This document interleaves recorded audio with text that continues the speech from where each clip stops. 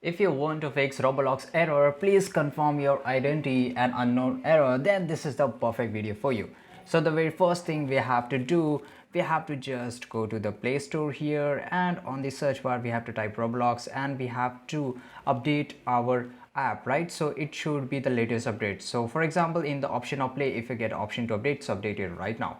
After updating, it may fix a problem, but if it doesn't, then I'm going to give you the solution. Just click here, and after that you will go to the app info. You can go from the settings too, and just go to the storage usage and clear all the cache. Okay, and after clearing all the cache, this may fix a problem, but if it doesn't, then just clear data. After clearing data, it will delete and unload all the unused data that is slowing the Roblox app. So this may fix your problem definitely. And you have to do one more thing. You have to just go to the permissions option, and you have to allow all the permission. For example, if I just go to the camera, so you have to go allow only when using the app, right? So you have to do to all the permissions, and this may fix your problem. So I hope guys you found this video really useful, and if you did, leave a comment down below. Make sure to like this video, subscribe channel. See you guys in the next video.